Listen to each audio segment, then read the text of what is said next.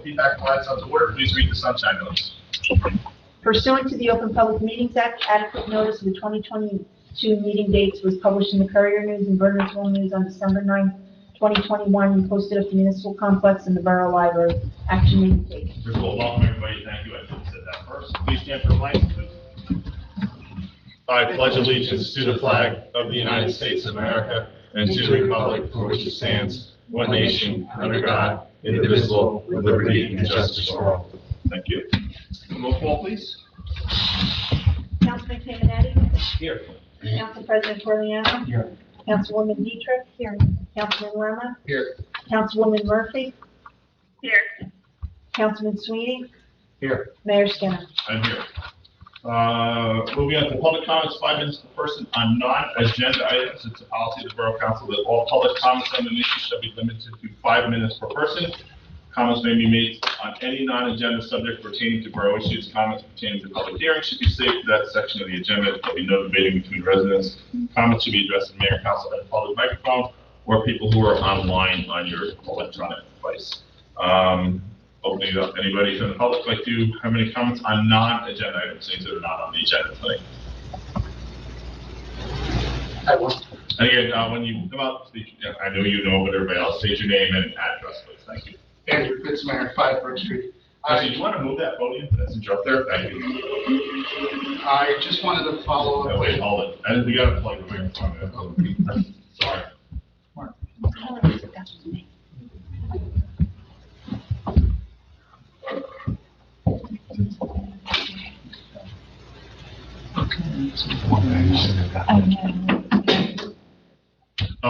we go. Now we're good. Just fine.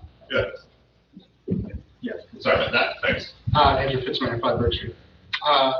In May, I brought up the problem of security over at Public Works. I just wanted to follow up with it.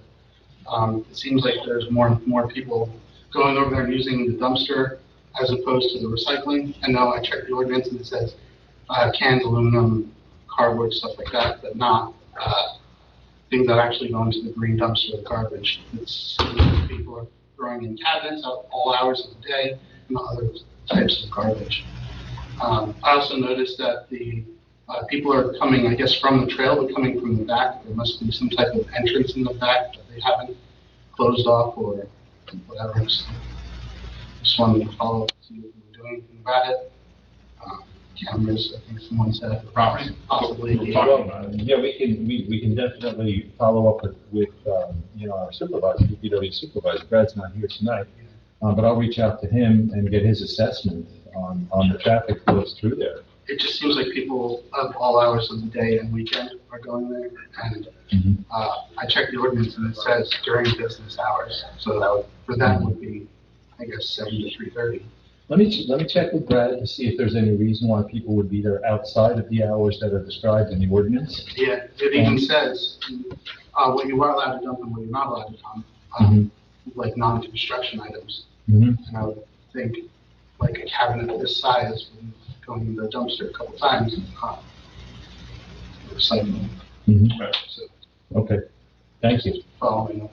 Thank you. Anybody else? Anybody online? There are 2 people online. It doesn't look like anybody is joining. Okay. All right, closing the public comment section, or for non-agenda items, moving on to old business. So, Mayor, I have an update on the park. Lots of little things done just to memorialize some of the updates. And kudos to Brad and his team who've done a lot of this. The first thing is the doggy bag dispensers. 2 of them have been installed, and that's the dispenser and the little trash can that comes with it. They look quite nice and they're at each end of the park. The large benches have been installed. We're still waiting for the brackets on the bottom of them. One 30-foot bench by what we call the dock area, which is by Lackawanna, and the crescent bench closer up to Main Street. They look very nice. That wood had to come from Brazil. It took 10 months to get up here because it had to match the original wood that was there. Let's see, the geese away system was installed, and for those of you who've been in the park, they're little orange flashing lights that activate in the evening. The vendor guarantees that it will keep the geese away. It remains to be seen, but It has been working a month, and I've been doing some counts, and the number of geese is greatly diminished from what they were, but still not at an acceptable rate. So we'll monitor for another 2 months before making any decisions on the next. But again, the amount of acoustic excrement that's there and the time that the geese are in the park is less than it was before. We've ordered 2 picnic tables that will be installed in the vicinity of the top lot. The flagpoles, we have a 8/23 date for the installation in the park there. And we'll also have one of them installed behind the municipal building. So both of those and then, Yes. And you know, they may start on the 23rd. I mean, they're all coming together. Correct. The electrical meter is being installed on Thursday, which will be the fountains will then be operational. So that was good news. So there's a couple of things that we need to do in terms of policing at the park.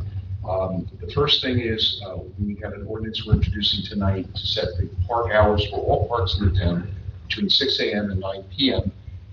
Introduced tonight, passed in September, and then the police can enforce a special provision where people can't be in there at night. What we're looking to do is to deter teens and possibly vagrants from using the park late into the evening. The second thing is no parking in the parks between the hours of 9 p.m. and 6 a.m. and Park Avenue, which is only partially vacated. There needs to be a separate ordinance for that.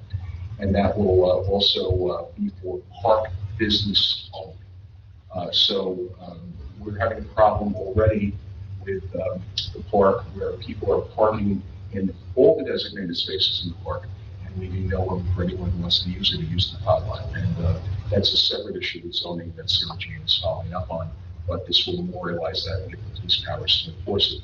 The last item that had come up, I think previously at the top lot, when the chain link fence was around it, there was a sign up there that said no dogs in the top lot.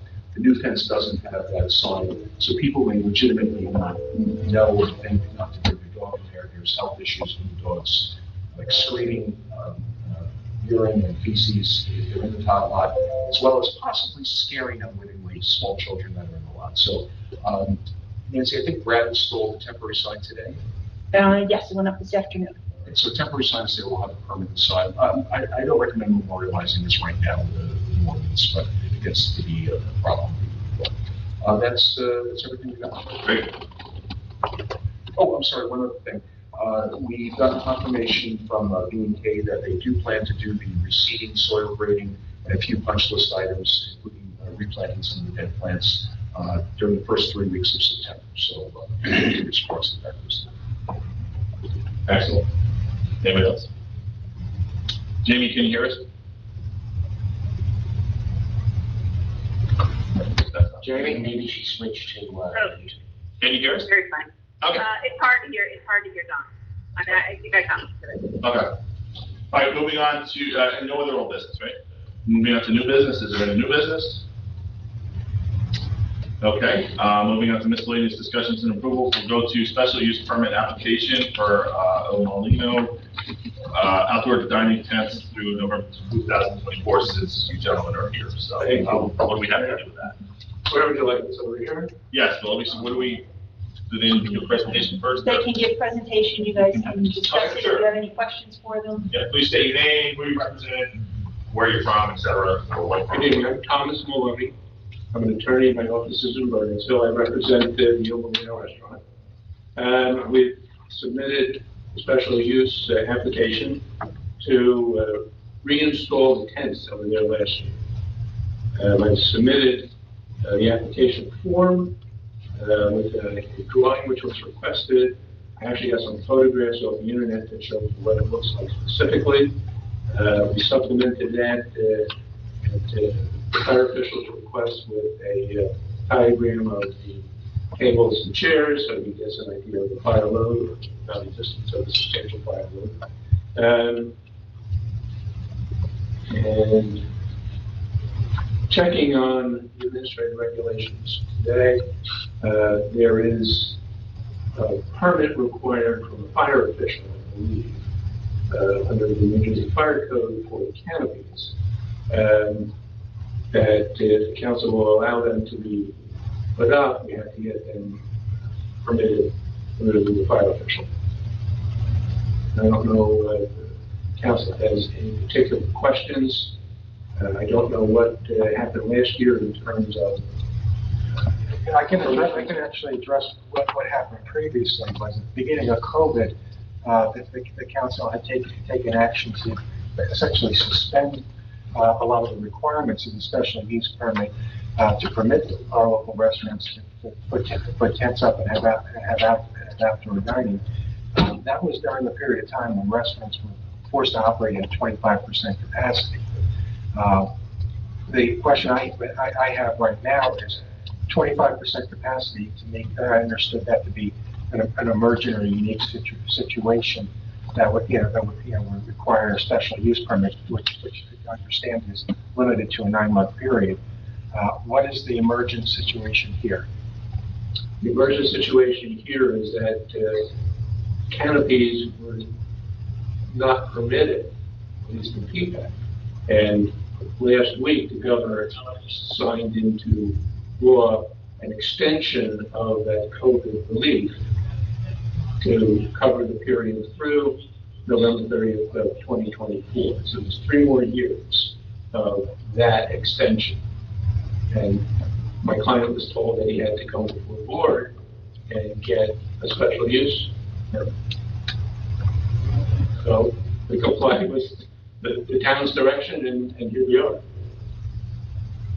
So you're saying Murphy's executive order, the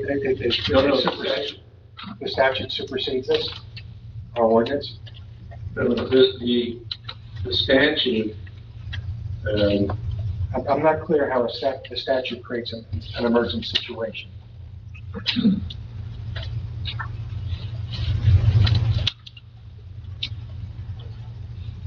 there was a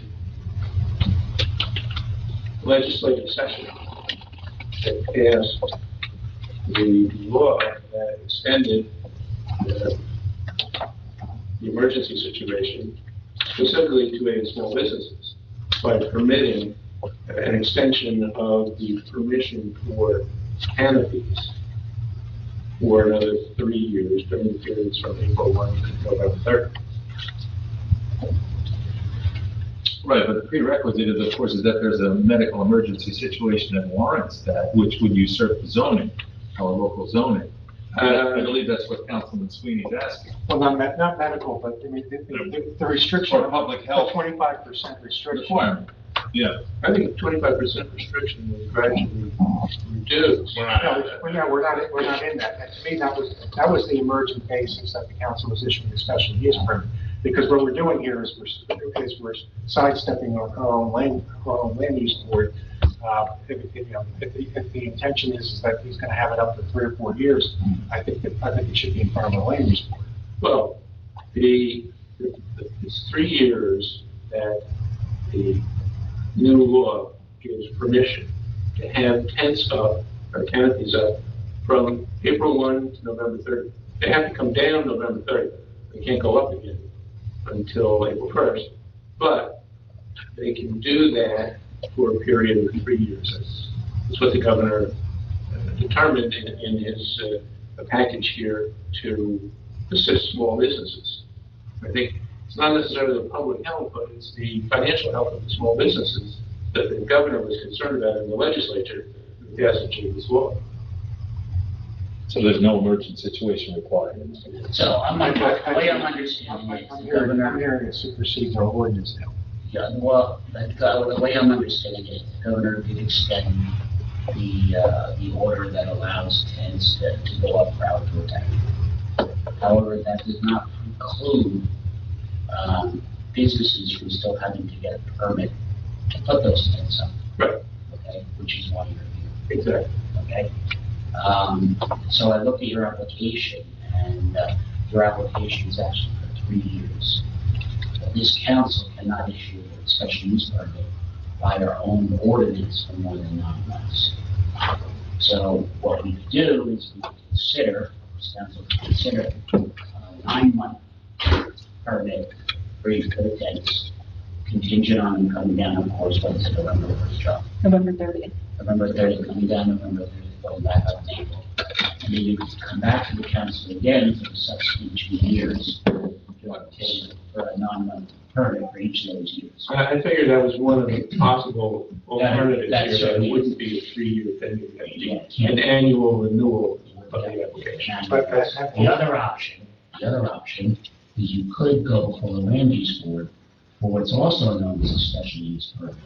That would cover the 3 years. That's an option as well. Or variance. Oh, well, we may want to make sure variance or something like that with it. You don't know. Not one. But that would be. You're right, I guess it could. Be an option. The only time we're going before the land use board at this point is the timing. The governor didn't sign this until late July or the beginning of August. And so there's only a few months left of potential outdoor We would dining. suggest that your best option is certainly to come here, which we could have special use permit for the 9-month period and then come back again. I guess this is a question for you, Nancy. Have all the prerequisites been met? Has there been notice given? All the adjacent property owners? Not that I'm aware of, there's no notice. We didn't, Council, did you notify all property owners within 300 feet of the restaurant? No, I wasn't aware that that was a requirement. That was a requirement under our regulations. It then has to be 10 days or more before the hearing. does that say that? It's in, Just remind. I don't know if it's on the, it's in the ordinance. But just hold on. That isn't. Now, we were not told that, we were told that we would submit the permit, special use permit, and that was it.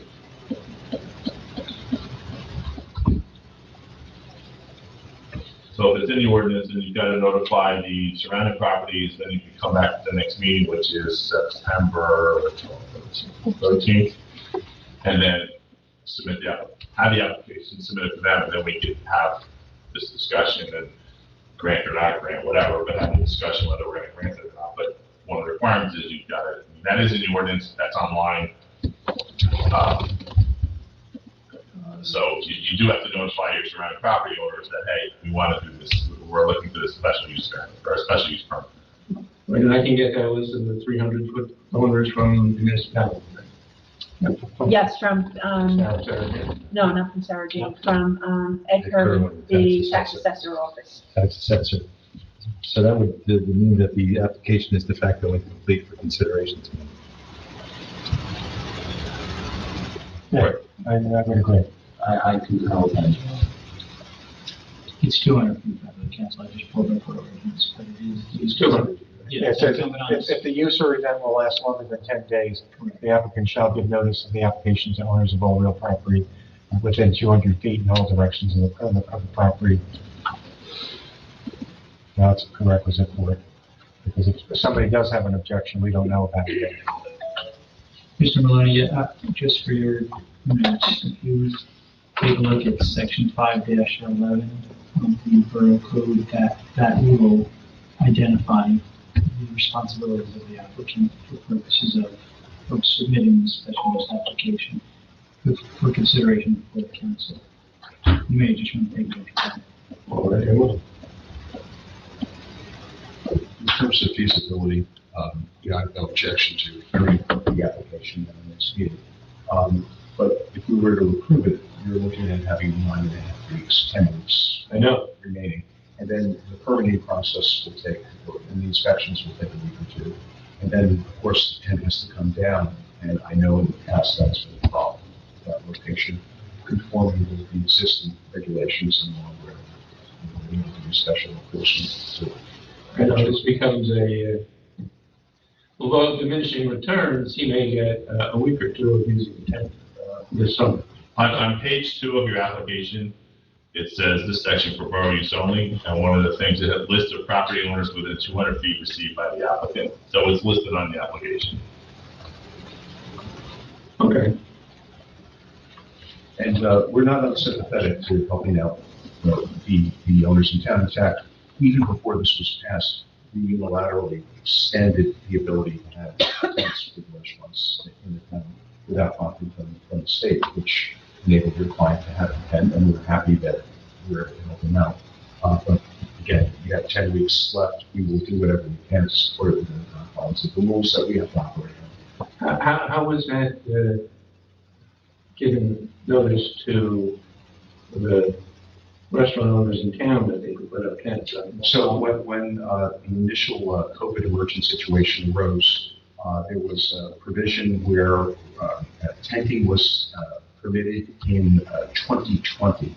Right. And that was permitted. And then we unilaterally had said in 2021, since businesses were still constrained, we're going to permit it for, I believe, 2021. We've basically done a resolution suspending almost all the terms of the special use ordinance that we have on the books. With the payment of simply a $50 fee. Yeah. We made it as easy as possible. And then that enabled to apply to Zero and others in town to have those tents up. So we're not unsympathetic, but we have not written the law. So I understand. Yeah. Okay, I appreciate it. All right. Because Thank you very much. if we don't give notice to the property owners and we approve it, we're the ones who are gonna hear it. Mr. Maloney said we don't have an issue next time we come before us. We were advised by one of our professionals that there are some outstanding fire violations. They've taken care of those. They have been The taken care check of. went out on Friday to the state. And obviously, we can't issue a permit when those are outstanding. Right. Also, when you come back, may make a recommendation that you have, present a plan for any type of heat that might be used in the tent. Because I understand there was an issue with a gas line or something in the past, the heat and there was an electric issue as well. and, we would want to hire any heated. Okay. ordinance. And again, in the past, I think there was an electric issue with the electrical inspection wasn't signed off on in the tent. I think it was probably an inspection issue rather than a It may have been. It may have been. construction issue. Because supposedly there was a plumber who got a permit and supposedly an electrician who got a permit. We just want to make sure if you come next week, we can do everything we need to do to expedite, given the limited time next week. All right, I appreciate it. Okay, thank you. Thank you very much. Good luck. Okay, moving on to miscellaneous discussions and approvals. I'm gonna say the police, end of this part, planting 150 trees, merits and headwaters along PEAPACK Road. At the old County DPW site. Sorry, that's me. I just wanted to get, council approval. I don't know if you have to do a resolution, but, basically Raritan Headwaters Association, had a Raritan Corridor Buffer Restoration Program with funds from, a settlement, providing about 10,000 trees along the west branch of the Raritan River. And Raritan Headwaters would like to plant 150 trees along the riverside of the old county DPW site. Again, it would be no money out of PG's pocket. Raritan Headwaters would organize volunteers along with our environmental commission. DPW has already offered to borrow, I think it's Bedminster has a tree auger. Dig all the holes for the 150 trees, and we did 400 plus trees over in Rockabye a couple of years ago. So this wouldn't be that big of a project, but it would be some of DPW's time. I just wanted to let you all know, and I'm not sure if we would need a resolution for something like that. I think you probably just need consensus. And so, Okay. Consent? I concur. Yeah. Okay. Make it happen. All right, great. Thank you so much. Oh, and I just wanted to mention another side note, speaking with the New Jersey Conservation Fund, who works with the county open space quite a bit. Nancy, I think you're aware of this. They mentioned our Liberty Park project to the county, and they were willing to possibly grant us around $150,000 towards new tot lot playground equipment. Yes, So I'm working with Richard Dodds on that. Yeah. So I just wanted to let you know, and John Sweeney, if you want to let Rex know, if it's not money out of PG's pocket, if we would be interested in looking into some new equipment. Understood. I'm pretty sure Don Lemon already sent that to me. That's a different grant. It's a different grant? Mhm. Okay. Yeah. That was a different grant. Super, even better. So there's 2 grants that we can get for the top up. That's great. Good. All right, so, all right, moving on. I'm skipping out of order here, but there's a method to my madness. So. Yeah, bye. Facility usage for Somerset Hills Ball Club, BP softball, formerly Somerset Hills Little League, for the use of the borough's ball fields from August 29th to October 27th, on Monday, Tuesday, Wednesday, and Thursday evenings from 5 to 7 p.m. And scheduling will be done through recreation. Any comments on that? Anybody know anything about this organization? I don't It's know. Somerset Hills Little League. They left Little League and joined Cal Ripken, I believe. So, but it's basically the same folks. But I noticed mostly not our residents. Probably because the management of, if you will, the parent volunteers are from Burnersville, but all of our kids play on those teams. Okay. And are we open to waiving the fee like you're asking for? We've done it in the past with Little League. Yeah, okay. Well, has anyone spoken to Brad about DPW's increased maintenance? They don't do anything. Somerset Hills, they take care of the fields. They come out and rake them before a They game. rake them, they line them. Okay, so there's no conflict, we're not using any of their time, resources, overtime, anything else? No, Just the normal mowing, which I don't think is happening in a month. Yeah, no, wow, mowing's not off the table till 2023. and they will schedule everything through recreation. They will, So so there are if no recreation conflicts has with anything schedule. going on, they will not Okay. do it. Awesome. Mhm. All right, I concur. concurrence? Yes. More than all good? Okay. Moving on to, actually, what, I'm gonna go to a resolution because it goes in line with the police stuff. Resolution 186-22, again, there's a message from my business. Vince, do you want to read that since you have that? It's not on the list, but it is. We have the chief. I'll read it. I don't Resolution, have, resolution to appoint police officer Luke Tamburello to the Borough of PEAPACK and Gladstone Police Department. So moved. Second. Roll call vote? Councilman Caminiti, Yes. Council President Corliano, Yes. Councilwoman Dietrich, yes. Councilman Lemon, Yes. Councilwoman Murphy, Yes. Councilman Sweeney. Aye. Okay. Got it. Moving on to, another miscellaneous outdoor surveillance camera registrations. Please, Okay, Committee. yeah, please, please. Chief, why don't you come on up, since this is your brainchild. Notwithstanding what was in the packets where you had a form of an ordinance, I don't think an ordinance is necessary, because it's just a program that the chief would like to have, voluntary, people who have security cameras voluntarily registered with the town, so if there's an incident in a particular, in a certain neighborhood, that they know what doorbells to ring to see if they can look at the footage for that incident. Chief, anything more than No, sir, that? completely voluntary, as you said, I mean, we are not gonna come demanding, any footage, we are gonna just request if something does happen in an area where, and we know that a resident has a camera, they've alerted us of the fact that they do. All this does is allow us to knock and say, do you have footage, can you view it, can you let us know what you see? Is there something we can, get evidentiary value wise, for something that may have happened. No fees, we're not looking for anything along those lines, just simple registration so that we know who's got what in what areas, which would really help us out a lot. And it's totally voluntary. Absolutely voluntary, we are not gonna come. So basically what we're gonna do is, what you would need from us on our end is to help you publicize it by putting it on the website, so people know who to contact. Yes, sir, that's correct, that's all we're looking for. So the $19.75 question I have, why do we need a resolution for this? Because if they want to ask people to voluntarily register their cameras, they can. It's not, we're registering so we can monitor them because we're going to respond to them like the alarm ordinance. It's same, to me, it's the same thing if you go away on vacation and you do the house, the vacant property checks. I mean, there's no resolution on that. It's just a service our police department provides. I think, do we just really need a resolution? I mean, it's great that we get it out there, we need to publicize this, but it's not, other than the police department saying, hey, if you have a camera, you can tell us, great. If you don't want to, you don't have to, and then why do we need a resolution? Well, there might be another angle to this, Mayor.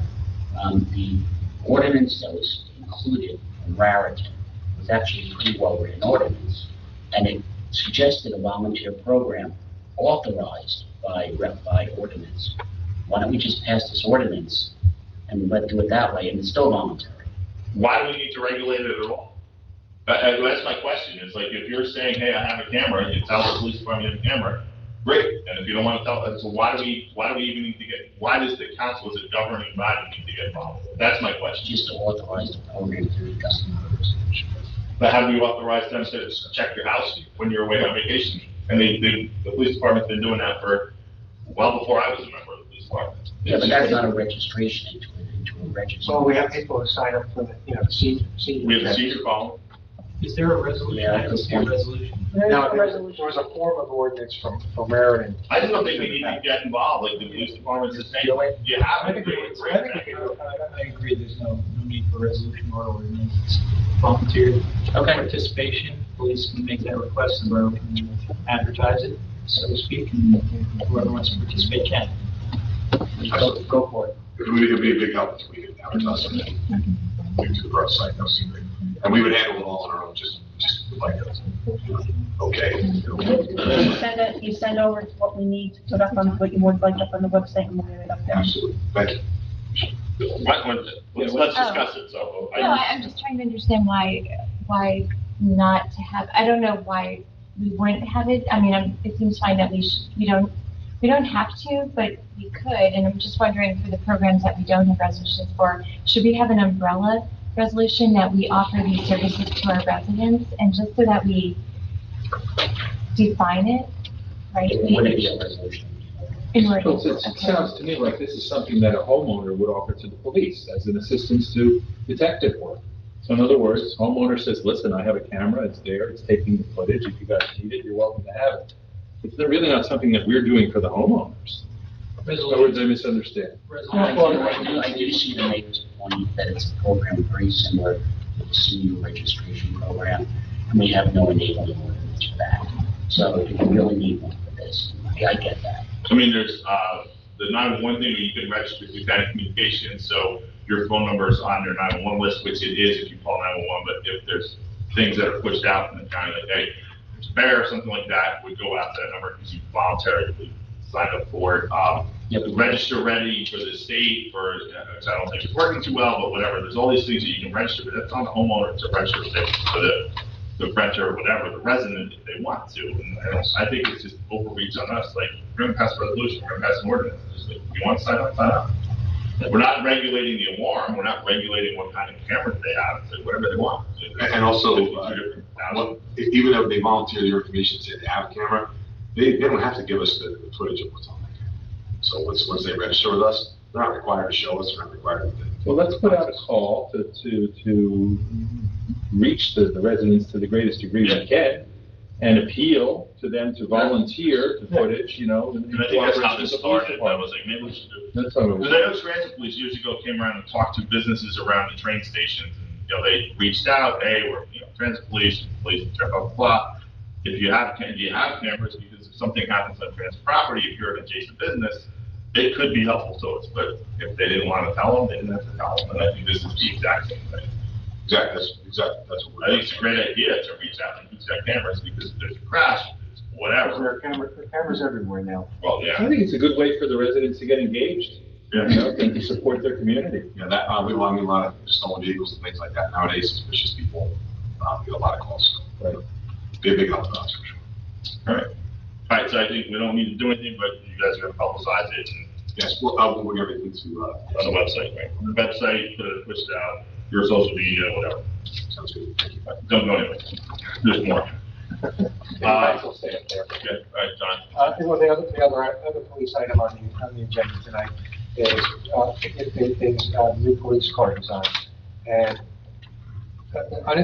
not intentionally, but the new police car design also is coinciding with the borough having a new logo. And at our last police committee meeting, Chief Guarenti had offered some designs. It would involve a change of color. It would be blue with a gray stripe. Nancy Bretzker had suggested that that in addition to the long-standing police logo with the hands and the scale saying always a hand, that we incorporate the new borough logo as well. To that end, Amy and Mark contacted Meg Walters, who did did all the work on the borough logo, and she came up with some designs.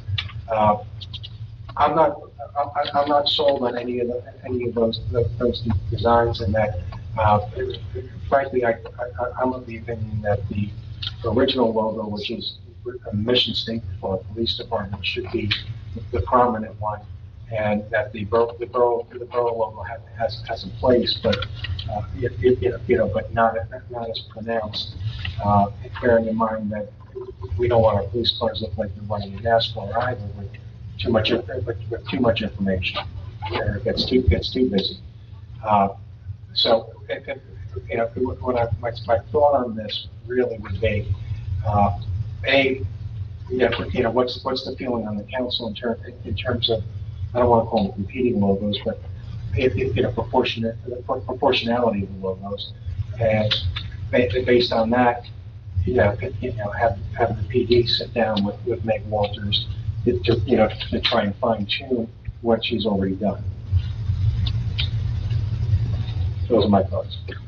Just as a quick summary, because sometimes I need these things explained to me. So we're looking to move from the existing police logo to another logo that you suggested. You have some designs here? The colors, what came from the chief was changing the color scheme. Okay. Straight. That, at our police committee meeting, Nancy Bretzker suggested that we incorporate the new borough because we logo. have the new borough logo. Into it. And, so the question is placement, proportionality, have something that's agreeable to the department, but also, does incorporate the borough logo. I think it's something that has to be worked through to a degree, because we don't want the cars to look crazy out there either. And the change of color scheme is why? What's to complement the new logo, or? No, it doesn't. It has nothing to do with either the existing police logo or the borough. So we got two issues: the change in color scheme, the proposed change, and the logo integration. It that way, yes. Okay. So I'm a little outspoken about this issue, perhaps because I think you have to recuse yourself on it. I think I do, because I worked with Amy for a year and a half to finally come up with a new logo for the town. And I very much believe in a unified image, that this town was a unified image, which we don't have.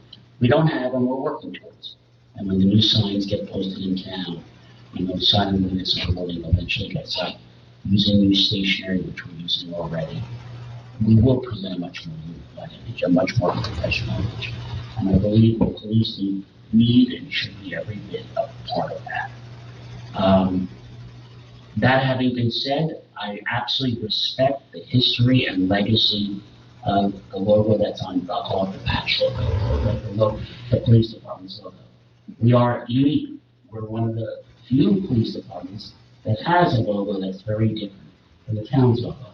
Most towns that I looked into, and I did some research on this, simply use the logo of the town as the logo on their uniforms and patches and image. PEAPAC's different, and I respect and admire that. And I absolutely believe there's a place for both to be a place on the cards.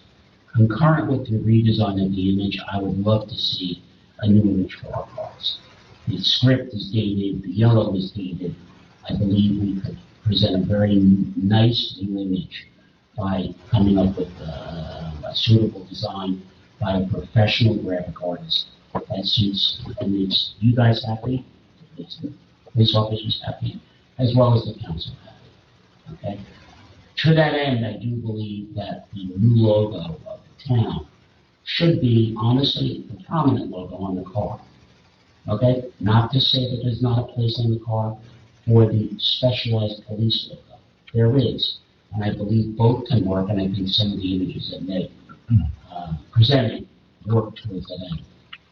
I love the idea of the gray. I like the idea of the lettering. Way too many police cars out there are designed, and no offense to these guys, like kids in front of a computer screen in a vinyl cutting shop, where they're putting shadows and tilts and all sorts of special effects on the letter to make them bold for boldness sake.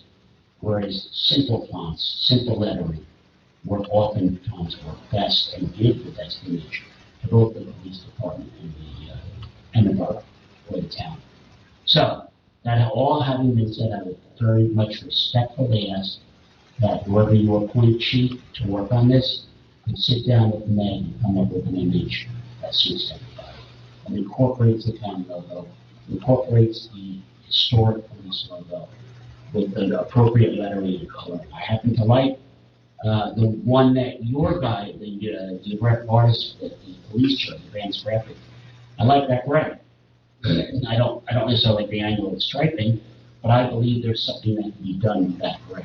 That gray on top of the blue for our new fleet coming in and our future fleet coming, which will essentially replace all the logos all at once, could be very, very promising in how it looks for both the people. Chief, I just have one question. I echoed Mark's comments and take a look at this and see what makes sense, recognizing the work that's been done with the photo. On the coloring, and I have no strong opinion about this, but wouldn't you want it as bold as possible for the public to see? There's a police car down there, that bright yellow, which it shows beautifully by the way right now, where if it's gray, utility vehicle or... So we actually had some samples we put on one side of this car one. So they're actually out.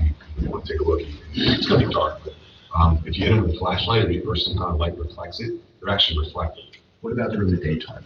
Same. We were out with a flashlight the other day. We were in the middle of the daylight. As soon as if you hit it with any kind of light at all, it glows. It lights up. So it'll be nice. Visibility. It'll be good. Sometimes you don't want to be visible. I may not 100% agree with you. I don't believe in an image of a well-run, discreet department like ours has to be bold with yellows and iridescent colors. I'm thinking just for the safety perspective, somebody down the street could see perhaps, I think there's a police car right over there. It shows itself more prominently in the Southern Avenue. And I don't know whether that's color or reflective lettering, if you would suggest it. So I'll just throw that out there. We could just go with the old black and white designs, but you always knew it was a police car when they were black and whites. They're more expensive. With a single light on the roof. Yeah. The cherry on top. GP, I think, do you have anything? Yeah, just very quickly, it seems to me like with the work that was done on the borough logo, that we do need to incorporate that, and I agree with Mark that it should be prominent because the police department is a department of the borough. We're all one team. So in the same way that DPW doesn't have its own logo, the police department shouldn't have its own logo standing on its own. Now, the police department has a different mission, and I understand the need to want to broadcast that mission, be proud of it. I concur with that as well. So to have it in a subordinate role, I would support. But in the sense of unification of all the departments in the borough, I would like to see the new borough logo integrated. And as far as color schemes, I think that becomes a safety consideration. If the visibility is not really significantly diminished with the gray, I don't have a problem with the gray. I don't have a philosophical issue with it. The question then becomes, and this is something that I would ask for too before we take any formal action, is that we look at all of the costs associated with all of this stuff, just to make sure that we're not getting on a slippery slope, and now all of a sudden we have to update uniforms and patches and all these things that we may not have initially considered. That may tilt our thinking a little bit with an eye towards the budget. To your point, sir, that's one of the things I wanted to say, was that we do adjust our current logo or patch. I'm going to request that all uniforms be redone entirely. That would be 5 shirts, 5 pants, 5 long-sleeve shirts, 5 short-sleeve shirts, 5 pants, multiple. We did a quick rough estimate. We're looking at about $15,000. I don't think anybody's suggesting that we have to change. My feeling is that if you're going to put the borough logo on the vehicle, again, the NASCAR comment, that was my thought initially when we had multiple patches on the vehicle. It's cluttered, there's a lot going on, you're looking at two different patches, they're different in style, different in shape. It's a big difference. I know there's a lot of sentiment toward keeping the old scales along with the saying, which means a lot. Because again, it's one of our, it's how we do business. We're always in hand. It's a 3-word mission statement. I don't think that would change it. Putting the borough logo on the car would not change anything. It wants to remain the same. And again, it's something that I think we can discuss, but I think it's. Well, actually, the question I would have is, if the patches are gold and blue, so if we're changing the color scheme on the cars, isn't that really what would necessitate new patches? I think it would definitely be a big side of that, yes, because we would go to gray. Everything would be gray. Bands would have a gray stripe. Patches would be what we call, we're basically our subdued patch that we currently have now, which is gray and dark. That's a large expense. Very I think we're going to do more of it than we need. Right, so. But again, something I think we can. Honestly, the new borough logo is a multicolored logo. But that's not what's being suggested for the cars. It's going to be a monochromatic logo. There's no reason why that can't be the logo. Another thing is the multiple logos, multiple patches on the vehicle. That's all. 2. It's not NASCAR, there's 50 or 20 or whatever it is. This is 2 logos. No, I understand. I'm going last. Again, I think it's something that we can discuss, move forward that way. What's wrong with where they are? Good answer. The current logos on the car, the current striping scheme on the car? Yeah, what's wrong with that? Well, I think the chief wanted, the department wanted to change that. Okay. That's what's. That's where it's coming from. And then it was, let's put the borough logo on the car. So one thing led to another. Yes. So my thoughts, a lot of what has been said, I think GP put it well. And I don't think this should be looked at as competing. It is a borough vehicle, so the borough logo has a place on it. I think it requires work to find the right placement. Maybe we're trying to make a winner and a loser by making them 2 different sizes. Maybe it's better if they're similar in size. But I don't think we should look at it one or the other. So hopefully we can work together and make that happen. As far as the uniforms, I think that's kind of taking this out of scope. We haven't discussed that, but let's work on the car piece for now. Okay. John, you. I said part of my piece I think before, but in as much as I have several people indicate that they would want to see the borough's logo even more prominently. I kind of look at the borough logo on it as, it's the good housekeeping seal of approval. I don't think it needs to be the first thing that you see. If a police car pulls into my driveway, the always a hand does send a message. And it's not, the size of the logo does have some impact in terms of that visibility. I think, in the last few years, we've been through with the police departments all over the country, being under attack. I think our officers, have done a great job. Whether it's Ann Caruso showing an elderly woman shovel out her driveway, they live and breathe that always a hand motto. So I mean, like I said, I'm not opposed to the borough logo on it, but I don't like the idea of the borough logo drowning out the mission statement of the police department, because it's been our trademark since the 1970s. So just a mission statement typically supports a company's logo, and in terms of what the purpose of the mission statement is to emphasize the mission of the company, town, whatever. So I think we're calling it what it is, which is supportive of the fact that it's part of the borough of PEAPACK and Gladstone. That's the way I see it, and it is it's very helpful, and I appreciate everything they do. It's just simply the hierarchy of our town logo plus the mission statement. It's the unique mission of the police department, which is one department in a municipal organization. So the town has the logo, and the police department belongs to the town. You know, so one doesn't have to exclude the other.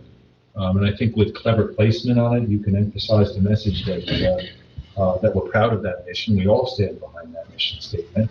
But let them work on it with Megan a little bit, tweak it a little bit to see how they can be placed in a complementary way. Sort of just getting put together a quick packet for everybody on the patches and the logos of all the towns and the departments around us. I can give those to you guys, so you don't have to look, just see what we see when we see the in-county patches and a couple of Morris County towns around us as well. So my thoughts on this, police departments are supposed to be neutral, and yes, we are part of the town. Police departments are part of the town, but they are also supposed to be, I don't want to say separate, but, and I think having the police department patches prominent on the police car when they pull up, like, that's what you see. It's a police car, this is the patch, this is the agency that's servicing you, whether it's a horrendous EMS call like we had the other day in town, or it's enforcing the law, or protecting somebody's safety and domestic, whatever the call for service is that officer or officers show up, that patch is common. That's what the person sees on the shoulder. That's what they should see on the car. Having the town logo on the car, yeah, I can live with that. Yeah, I think we can incorporate that, but I think the police department's identity is that patch of any police department anywhere in the country. New York City has, everybody knows what the NYPD patch is, and that's not the town, it's not the city's logo, it's the NYPD patch. State of New Jersey has a logo. The New Jersey State Police patch is the New Jersey State Police patch. It's very prominent, and that says you're a Jersey trooper. If the PEAPACK GLADSTONE police patch says you're a PEAPACK GLADSTONE police officer providing this phenomenal service that the department holds hands down community service, or community policing to any police department in the state, maybe even in the country. So I think it's very important that is shown. And are we going to do this with every borough vehicle? Because there's a fleet of borough vehicles that nobody's talking about, it's the elephant in the room. Are we going to do it with every borough vehicle? And I'll conclude with that. So I guess the answer is we're gonna sit down. We're gonna sit down. So it's not an answer tonight, so. Don, did you have any feedback, or Jamie? Jamie. Oh, sorry, Jamie. Jamie, did you have any comments? Thank you, my bad. No, I mean, nothing that hasn't already been said. I do agree that I think we can find a place for both the borough logo, the new emblem that was created to tie the police cars in with the other borough vehicles, which, I think we have to make that transition, that they all have consistency. I think that's one of the reasons why we made the change, so that eventually we can have a consistency across all municipal, vehicles, paperwork, everything. But the police also have their individuality and their motto, which I think is important for them. So, I'd like to see some imagery, just to kind of see what we're talking about, see some examples, and have a further discussion. Okay. Okay, thank you, Jamie. Since you're getting better than. We can email that to Jamie. Okay. Yeah. Yeah. Jamie, what the police department handed out, they're gonna email to you. Which is, Oh, no, I'm sorry. It's really challenging for me to hear. I didn't realize that there was images.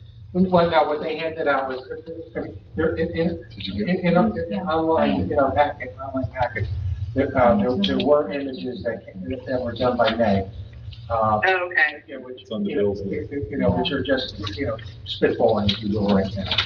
Okay, perfect. When I have an internet connection, I'll look at them. But what the officers handed out was just the town logo with the police logo for various neighboring towns, and we can get that email to you. Just so you can see what other towns are doing. Okay, perfect. Thank you so much.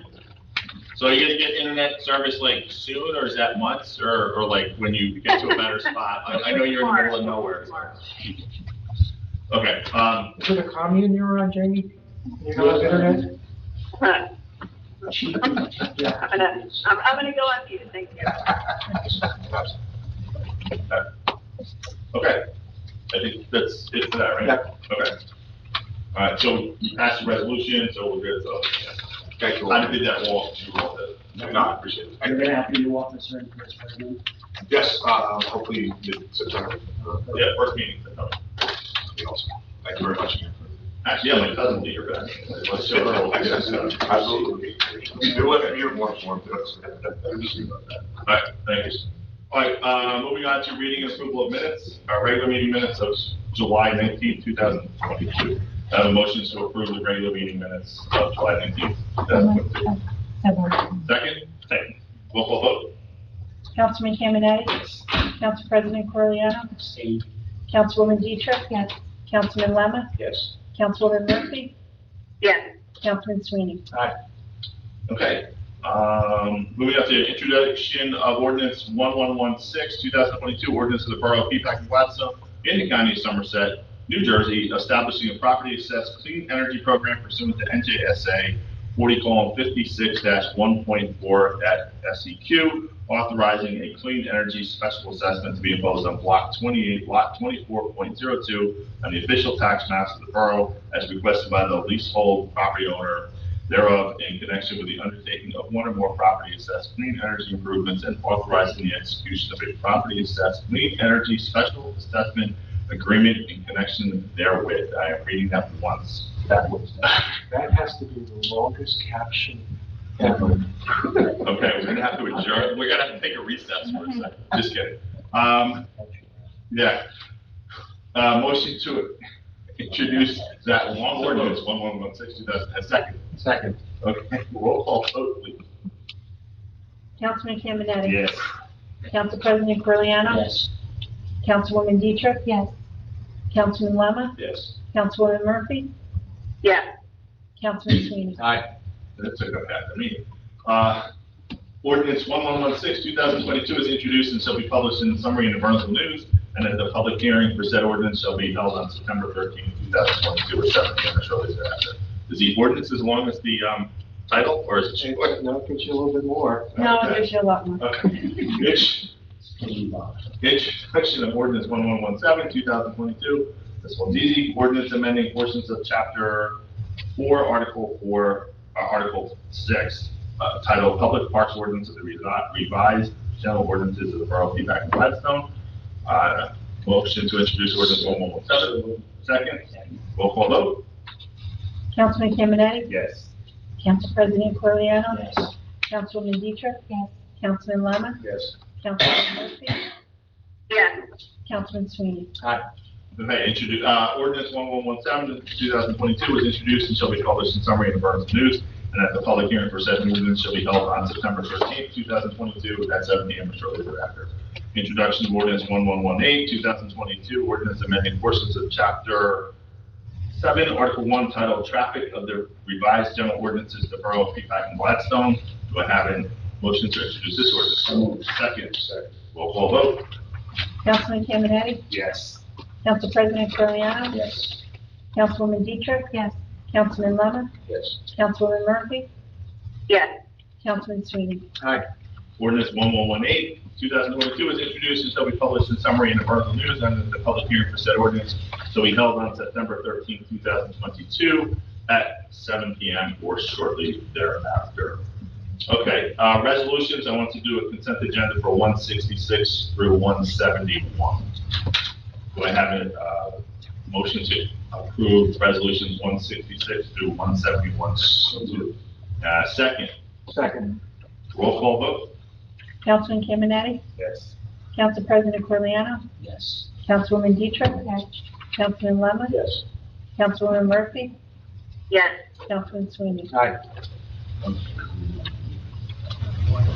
Sure, yes. So everyone's aware with respect to the audit, we all will be required to take a statement acknowledging it. And we have a meeting with the CFO next Monday morning to address the, and I'm going to say it, very minor deficiencies that were identified by the auditors. That's resolution 167. Yeah, that was 20. Right, that's what you were talking about, yeah. Okay. All right, great. Resolution 17, we can go through these, I think, it's kind of important to by them ourselves. 172, authorization to pay accumulated leave to Robert Smith III. Resolution to approve, I have a motion to approve resolution 172. So moved. Second. Second. Roll call vote. Councilman Caminiti? Yes. Council President Corriano? Yes. Councilwoman Dietrich? Yes. Councilman Lemon? Yes. Councilwoman Murphy? yes, Councilman Sweeney? The resolution 173, 22, resolution accepting resignation from John Desmond, should they say? Yes. Department of Public Works Operator, have a resolution to approve 173. So moved. A motion. Second. Second. Roll call vote. Before we go, just a quick question. How long was he with us for? John? Give me a second and I'll tell you when it was hired. I think 2 years. He's our operator. He was our operator. It started as a labor and Okay. So we have fund and operator. But Yes. he joined us 2 years ago. As soon as we were, He well, got the experience, and I guess somebody else got you know it. what, he was very experienced. he was hired in, December of 2019. We did a roll call vote on that? Sorry. No, we didn't do it yet. Okay, roll call vote on resolution 174. Oh, no, we did do a roll call vote. Resolution 174, resolution granting. No, we didn't. No, we did not. No, It was a motion. Yeah, after it was the a second, I asked the question. Oh, okay. Councilman Caminiti? Yes. Council President Corriano? Yes. Councilwoman Dietrich? Yes. Councilman Lemon? Yes. Councilwoman Murphy? yes, Councilman Sweeney? Resolution 174, 22, resolution granting the Family and Medical Leave Act, FMLA, to Nancy Muo for unpaid time off from July 26th to August 19th of this month. Resolution to approve, a motion to approve resolution 174. So moved. And a second? Second. Roll call vote? Councilman Caminiti? Yes. Council President Corriano? Yes. Councilwoman Dietrich? Yes. Councilman Lemon? Yes. Councilwoman Murphy? yes, Councilman Sweeney? Aye. Okay, consent agenda for resolutions 175 through 181. I have a resolution, do I have a motion to approve resolution 174 through 181? So moved. Sorry, 175. And a second for 175 to 181. Second. Roll call vote? Councilman Caminiti? Yes. Council President Corriano? Yes. Councilwoman Dietrich? Yes. Councilman Lemon? Yes. Councilwoman Murphy? yes, Councilman Sweeney? Aye. Okay, now we've added 3 writing members to the fire department, so that's great. Great for the fire Good department. work, Jamie. Resolution 182, resolution appointing William Allen as supervisor for the Department of Public Works for the Borough of PEAPACK and Gladstone. Do I have a motion to accept resolution, to approve resolution 182? So moved. Second. Second. Roll call vote? Councilman Caminiti? Yes. Council President Corriano? Yes. Councilwoman Dietrich? Yes. Councilman Lemon? Yes. Councilwoman Murphy? yes, Councilman Sweeney? Okay, congratulations to William Allen as becoming our supervisor for the DPW. 183, resolution for the Borough of PEAPACK and Gladstone in the County of Somerset, New Jersey, authorizing an application to the Director of the Division of Local Government Services in the Department of Community Affairs for approval to adopt an ordinance establishing a property assessed clean energy program in the amount not to exceed $26 million pursuant to NJSA 40-56-1.4 at SEQ. Well, that's a big number. Do I have a motion to approve resolution 183? So moved. And a second? Second. Roll call vote? Councilman Caminiti? Yes. Council President Corriano? Yes. Councilwoman Dietrich? Yes. Councilman Lemon? Yes. Councilwoman Murphy? yes, Councilman Sweeney? Aye. I don't think I've ever read $26 million. Just to be clear, the ordinance doesn't have us spending $26 million. Right, so that's why I hesitated. Resolution 185, 22, resolution accepting the resignation from Karen Van Ness, Deputy Clerk / Registrar. Motion to approve. So moved. And to a second for resolution. Roll call vote. Councilman Caminiti? Yes. Council President Corleone? Yes. Councilwoman Dietrich? Yes. Councilman Lemon? Yes. Councilwoman Murphy? Yes. Councilman Sweeney? Nay. I'm gonna go over it. I'm really, I mean, we have 2 resignations on tonight's agenda. I think we have way too many, too much turnover within the borough. I'm not sure whether it's simply just a factor of salary or whether it's a factor of what we're doing. So, I mean, she's gonna resign, she doesn't need my consent to do it, but, I'm making my protest out here. Just in response to that, maybe it's the individuals and not us. It could be, but where there's smoke, there's fire. Right now, I'm smelling smoke. I think we have to be, I think we have to be conscious of, everything we do with respect to employees. I mean, we're part-timers up here. We're not managers, we're not anybody's bosses. And I'm not even pointing the finger at us, because I think a lot of people up here know that in years past, I've been pretty critical of the council in terms of how employees, have been treated. And I don't have any information as to we're not treating them properly right now. But I think when you see the turnover, I think we have to be conscious of it. I don't disagree, we do need to be conscious of it, but I do think we need to evaluate it as regular resignation from its own merits, and not to say that there's smoke, there's fire, indicating that they're all leaving for the same reason, when in fact, there should be very individual reasons, very specific to those individuals. But your point is taken, we'll take it. I think it's what John is describing should be standard operating procedure for anyone that we review critically when we review our HR procedures and whether that may be contributing. But that having been said, I would be very hesitant to draw hasty conclusions about how our HR management. No, not drawing conclusions, GP.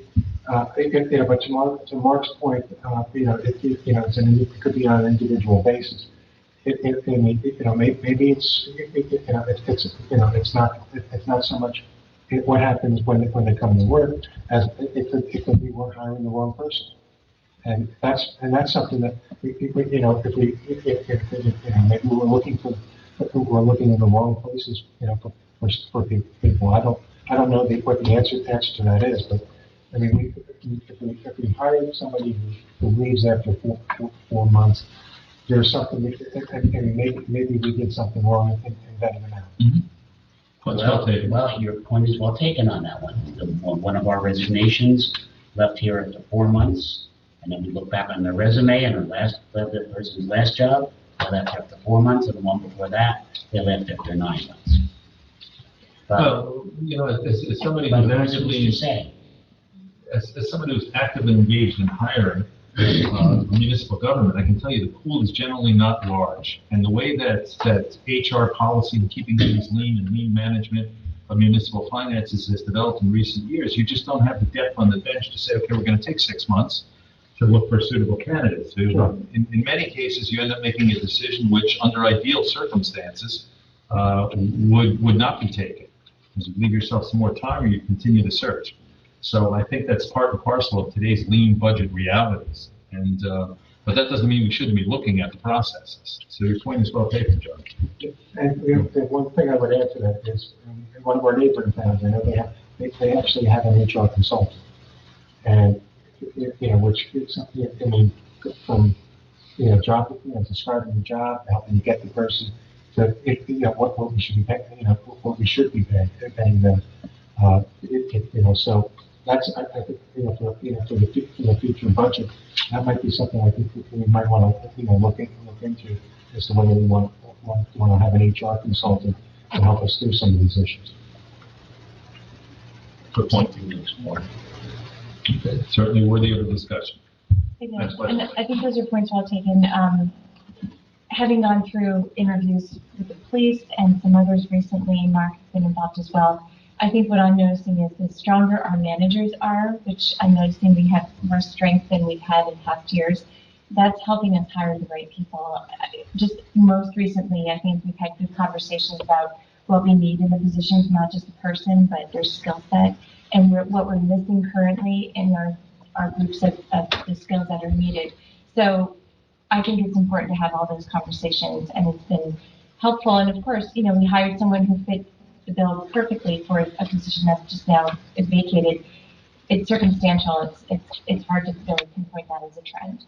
Yes. So, and people have personal reasons for leaving as well. I mean, you know, that there's no stopping that. So, but I think your point is taken, and I want to see us focus a lot of effort on our managers and make sure they're supported, because I think they're the ones who are hiring, and we want to make sure they find the right people. No one here wants to. No one here wants to. We want stability. Actually, well, we had it very recently. I was surprised. Yeah. Okay. Moving on to bills list. Resolution 184-22, approval of bills as signed and listed in the bill payment list. Can you please read the number, make sure it hasn't changed? $979,544.64. Are there any items that need to be pulled for discussion? I have a couple of items that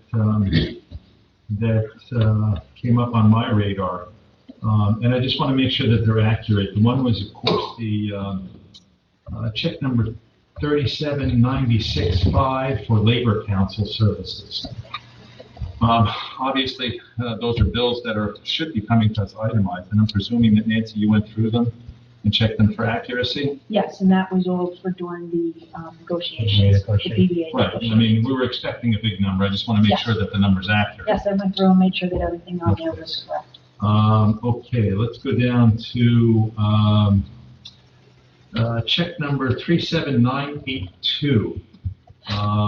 Police Department equipment for the new vehicle or new police vehicle, $15,813. I'm guessing that's all new equipment that was purchased, that we couldn't take equipment from an old vehicle and transport it over?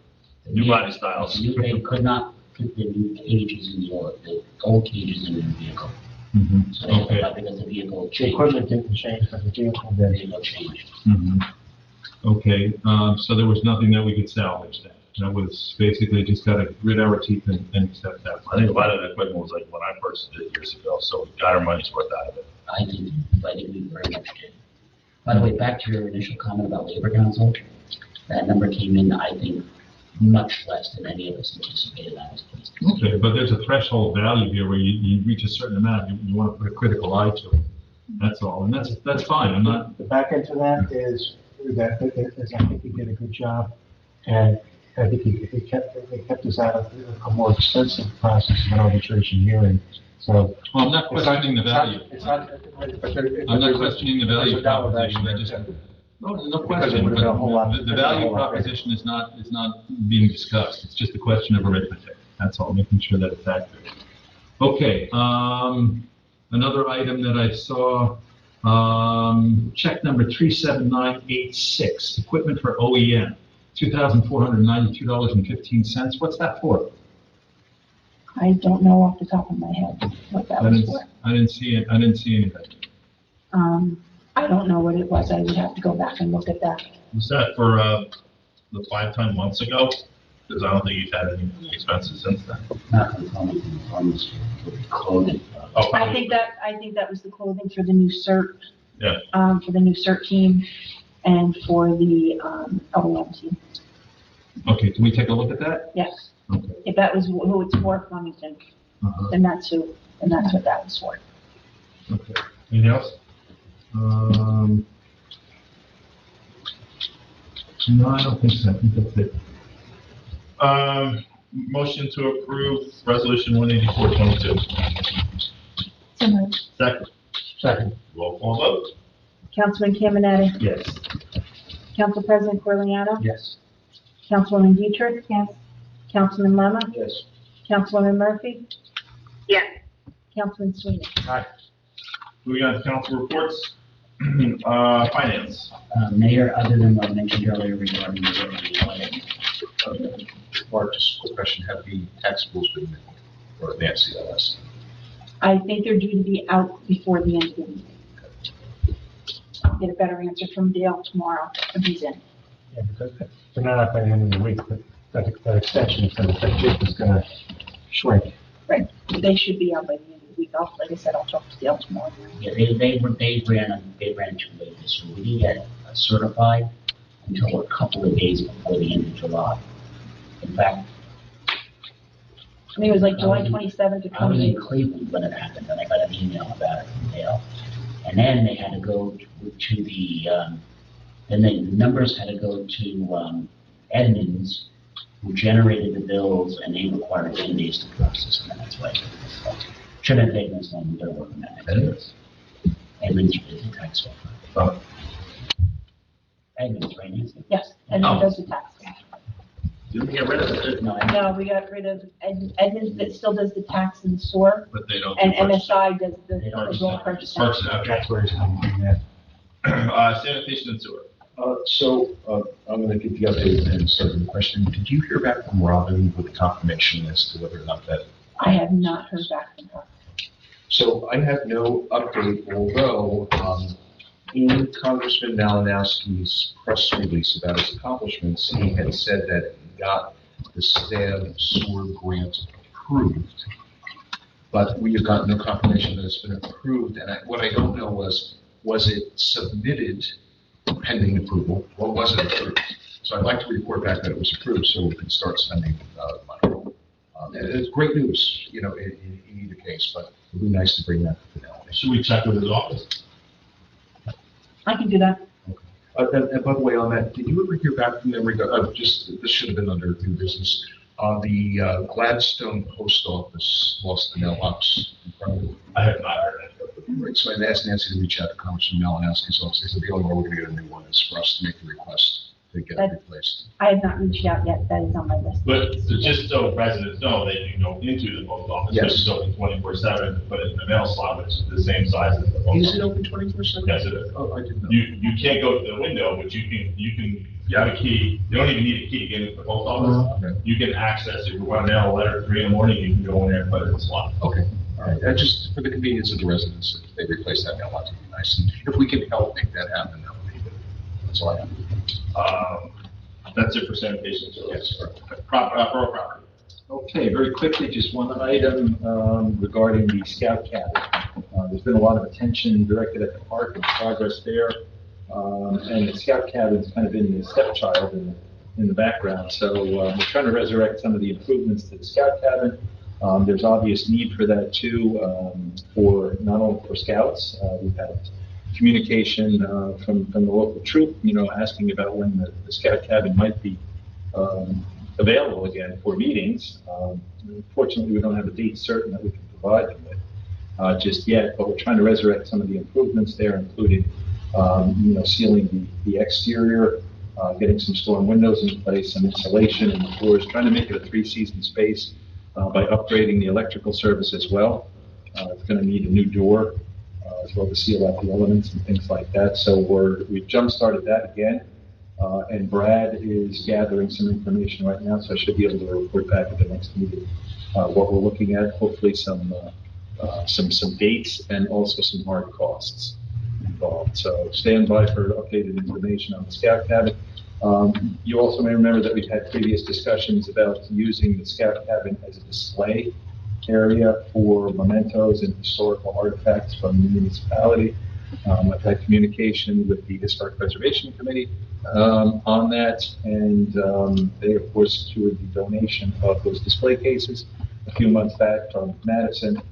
So we're in discussions about where to place them and how they should be serviced with electrical outlets and the like, so that we don't run into a situation where the flow of people going through that building is going to cause unforeseen difficulties. We don't want to have, extension cords draped across the floor because we don't have access to power or simple things like that. So stand by. We should have a firmer idea next month about how this is all going to play out and when we can expect to put it back into service.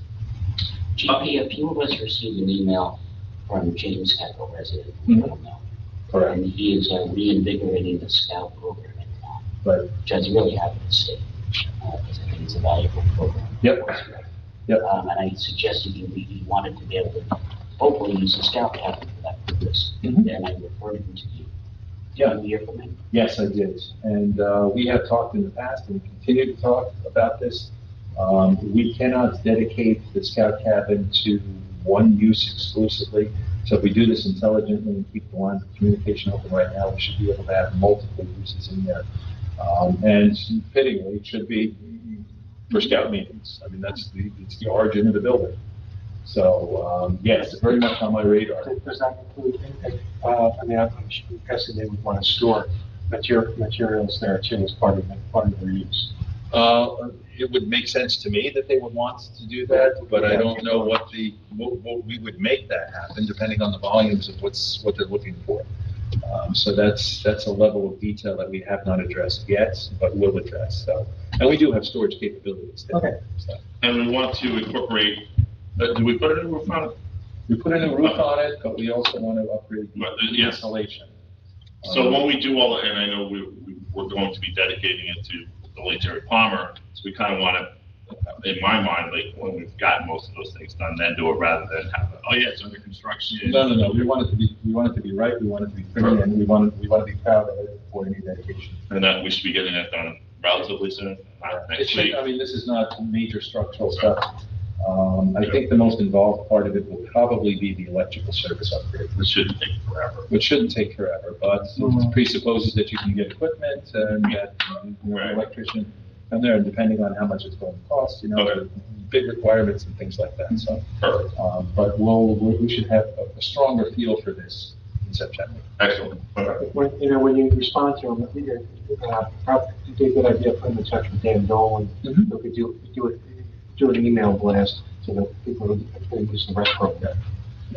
But you would still want them to fill out a facility usage application so that we have their insurance and everything else. Oh, that they- absolutely, absolutely. We don't grant blanket permission to anyone unless certain bases are covered. Again, it's borough property. We need to make sure that it's And protected. they should have insurance. They should.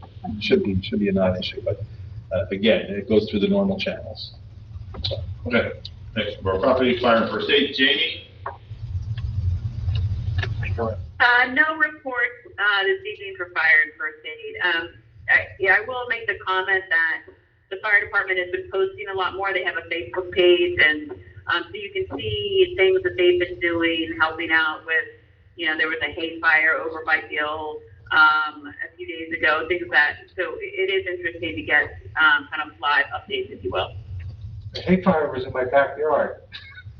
It was the next door property, and that was actually a big deal. The Chester Fire Department was having a hose down that night, and even though we respond first to the area over by Gill because we're closer, they brought the new ladder truck to that hay fire, and it was a big. Oh, wow. Two big tractor trailers filled with hay. Right next to a building, so it could have been a structure fire. Could have been a disaster. In our town? Right. No, just, It's right over the Chester. we got a call first, snow was slow in the area, on the border, And the trucks burned up with it? I guess. I'll send you a picture. It was hay wagons or whatever, or tractor. No, it's tractor trailers. Yeah. Yeah. Two old trailers parked in there with hay in each one, which caught the two trailers burned up the side of one. But it was a great stop. Yeah. Great job. Police, I think we've done enough tonight. roads and transportation, I got nothing to report tonight. I have nothing for zoning and construction, legal, Nothing to report. administrative report. Nothing to report. For mayor, I have two things. Number one, 9/11 is just around the corner. It will be before our first council meeting. It's the Sunday before our first council meeting in September. We're going to be doing the usual ceremony. Probably have to move it in the park because you don't have the memorial stone in the park by the flagpole. Plus the grass growing, who knows where, but we might do about it. We will be doing a 9/11 ceremony, the exact location to be determined. Typically, it starts at 8:45 on that, and that's a Sunday morning, so we will be doing that. Second thing is, the requested, and Nancy, you can sort of guide me through this, the slope ordinance. we need a person on the council to help review that, or what was it exactly? My question back to her tonight was going to, I don't know if I sent it or I started it and it's in my drafts, was, you and John Sweeney are on the land use board as the council representatives. Does she want somebody else outside of you two to be part of that committee, or since you guys are on the land use board, is that sufficient? And we've been there as it's gone through the work, so to speak. Right, so that's my answer, that's my question to her, is how they want. Because if they do want somebody extra, then you guys can decide amongst yourselves who it's gonna be. But I think having the two of you on it is really enough to bring back to the council what's going on. You good with that, John? I'm fine with that. Okay, so it'll be both of us. Unless we want to get Jamie while she's Yeah. out here. So the land use board is proposing a slope. You're on fire tonight, John. The environmental commission Environmental commission Yeah. presented it to the land use board, presented a potential slope ordinance. to the land use board. And the land use board is doing well with it. Land use board, we reviewed it at least one meeting so far, so, and, you know, so we're taking a look at it, but, yeah, I guess, it's gonna warrant further study, I guess, for the secretary. Okay. And they're proposing to either do it, they come up favorably, they present the council. Yeah. As a- All right, so we'll handle that. If she wants somebody else, Yeah. then we'll. If they want somebody else, is anybody interested in that? If we have to go that route, so we can save some time. A council member or somebody? Don't, I heard Jamie say yes. If Isabel's fine with John and I doing it, then we'll do that. But if she wants somebody different, is anybody? Someone different, I'll jump in. I'll do it. Okay, all right. So we've got all bases covered, so. Okay. Okay, that's it for mayors. Public comments, 3 minutes per person for agenda items only. It's the policy of the Borough Council that all public comments on an issue should be limited to 3 minutes per person. No debating between residents. Comments should be addressed to the mayor and council at the public microphone, or if anybody's online on their device. And again, that's for agenda items only. And state your name and address. Anybody? Fredo? Couldn't stay away, gotta come back, right? Bill Miller from Potterville Road. First of all, I drove past the park in the dark recently, and I want to compliment the designer and the council for the evening lighting at the park. It really, I think, looks really short. Did you see the flashing lights that we were talking about with the geese? Seriously, No, I didn't. Okay. Then two other items. With regard to the police cars, I would ask that as you work your way through this new, I presume it's a paint job, or perhaps details, make those cars so that they're clearly police cars. I understand the need to have an unmarked vehicle from time to time, but not all of them. I personally take great objection to these cars that are painted a gray color perhaps, and then they have a black word police on there, that if you're not looking right at it, you don't see it. Personally, I don't think that's good public policy. I really don't even understand the need for it. So that's a request. Moving on to a different thing, the tax bills have not yet been received by the public, but on the other hand, the electronic withdrawal of funds occurred at my house. I just think it's a problem when you pay a bill that you haven't even seen. And so the money's gone, the money's been received by the borough, and it's a done deal. But I just think that it was not handled in The bills are actually available online, physically, they'll just. Well, I didn't see the bill online, and, you know. I don't disagree, agree with them. You know, I mean, I'd like to, mine gets paid by my mortgage company, you know, so I'm sure that it got paid, but they don't know how much it was. So I may have a shortfall as a result. But, you know, by the same token, I mean, if you're doing an ACH, you shouldn't be pulling the money out. I honestly, Nancy, after you speak with Dale tomorrow, could you, or Evans, could you give us a date certain that those bills will be mailed? So Bill, you're not the first person to bring it. Thanks. Thank you.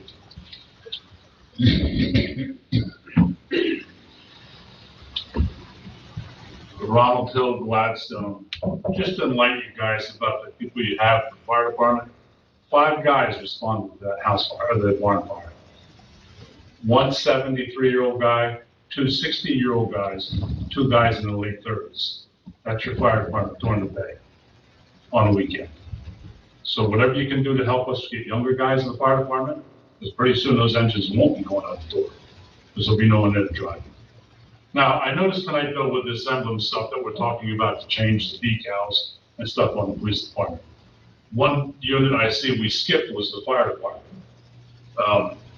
Good luck on trying to change those. Those are painted on, and it will cost you a bundle to change those.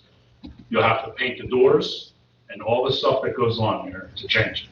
You're talking thousands of dollars. And you will have a good fight on your hands before we change that stuff around. We know we know they're owned by the borough, we know that. But 90% of the guys in there are taxpayers too. So we prefer that you work with your police department. And to be honest with you, I don't know why we need to spend this money to change the stuff on the police cars. I respect Bill's comment about how the cars don't look. And I really shouldn't talk, because once in a while I do get stopped by police. But if you obey the rules, you know what? I don't care what the car looks like, they're not gonna bother you. That's all. And I agree with what Bill said, some of them do look a little shaky when you can't see the car, because a lot of them, they don't have roof lights on. That makes it even harder to find. So you kind of gotta go a little bit slower in the areas, so you don't get picked. Thank you. Thank you. Anybody else? Is there anybody online? Nobody is saying that they want to speak. Okay. Hold on one second. Oh, somebody is saying. Okay. Jim. No. It's a PGEMS, Brad Fagan, and Mrs. Smith.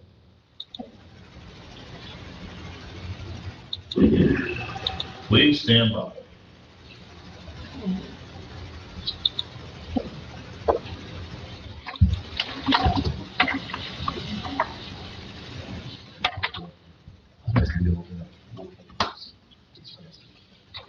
PGEMS, I am trying to unmute you, but it is not working.